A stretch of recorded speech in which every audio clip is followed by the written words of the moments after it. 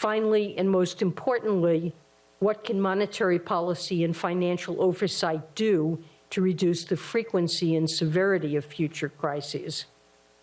Although the scope of these questions extends beyond the themes of this conference, it does include issues that are closely related.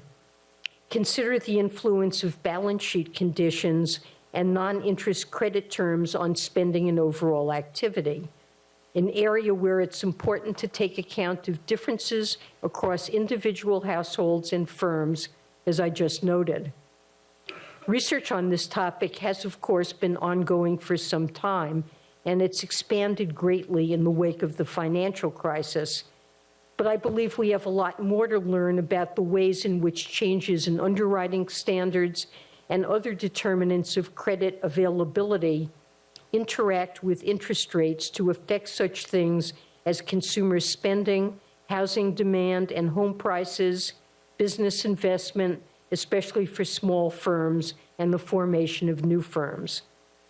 For example, is the persistent increase in the personal saving rate that we have observed since the collapse of the housing bubble primarily a result of a sustained shift toward more prudent underwriting standards by lenders? Is it something that will ultimately prove transitory once households finish repairing their balance sheets or become more confident about their future prospects for employment and income? The answer to this latter question could have significant implications for the longer run normal or neutral level of interest rates and thus for the conduct of monetary policy. My fourth question goes to the heart of monetary policy. What determines inflation? From my perspective, the standard framework for thinking about inflation dynamics used by central bank economists and others prior to the financial crisis remains conceptually useful today. A simple description of this framework might go something like this. Inflation is characterized by an underlying trend that has been essentially constant since the mid-1990s.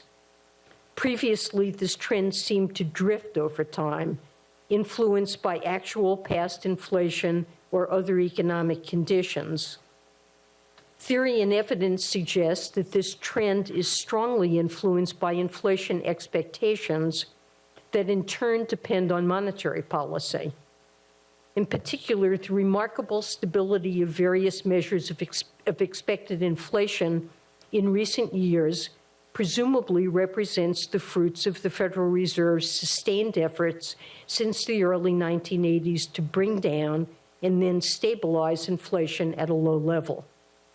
The anchoring of inflation expectations that has resulted from this policy does not, however, prevent actual inflation from fluctuating from year to year in response to the temporary influence of movements in energy prices and other disturbances.